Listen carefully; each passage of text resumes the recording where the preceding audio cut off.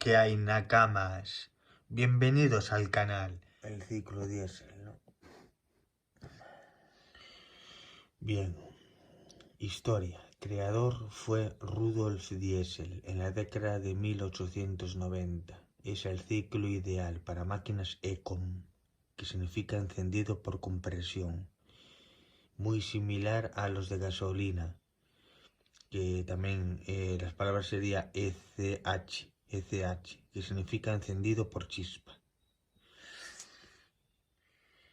El ciclo diésel, su ciclo de motor diésel es un ciclo teórico que describe motores de combustión interna con encendido por compresión, en el que la inyección de calor se produce a presión constante, a diferencia del ciclo Otto, donde se hace a volumen constante. Es la diferencia del ciclo Otto a al diésel.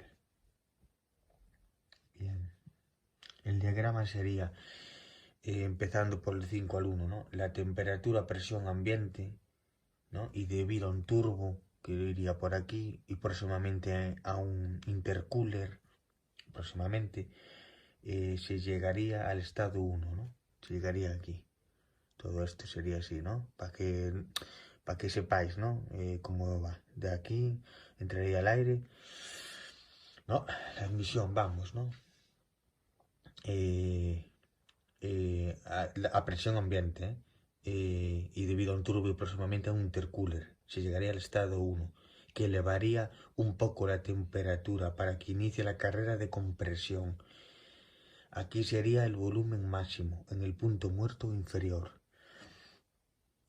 En el punto 2 sería el volumen mínimo en el punto muerto superior.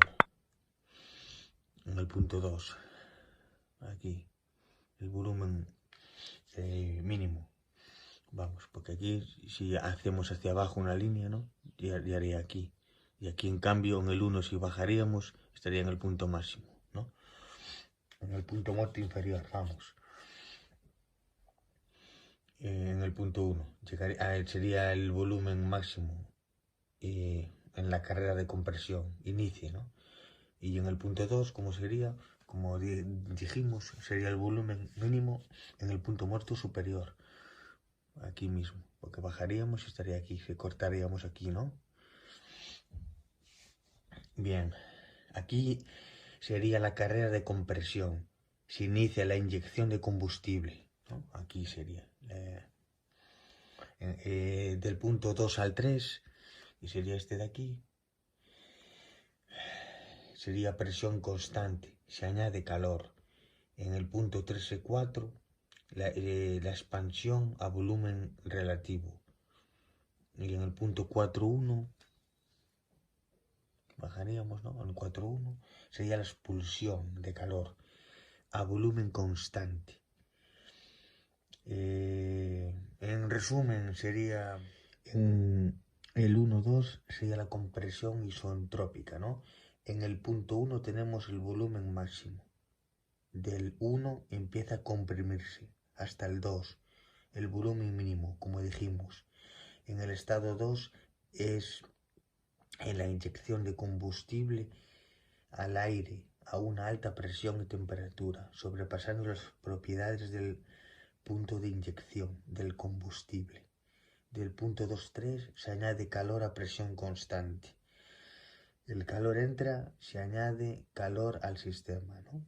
En el 3.4 la expansión isoentrópica y del 4.1 es la salida de calor a volumen constante. Bien, sería, y aquí sería, aquí como vemos aquí, los puntos. La presión, ¿no? El punto 0, o sea, en este de aquí, ¿no? Como dejamos en el 5.1, ¿no? En algunos lo ponen como 5.1 o en el 0.1. Es la temperatura de presión ambiente, ¿no? Y debido a un turbo y próximo, y el que tenga, ¿no? Un intercooler llegaría al estado 1, ¿no? Que elevaría un poco la temperatura para que inicie la carrera de compresión, como viéramos aquí, ¿no? En el punto 2 ahí sería el volumen mínimo, ¿no? En el punto muerto superior, que aquí sería la carrera de compresión, se inicia la inyección. En el punto 2,3, ahí se añade calor al sistema.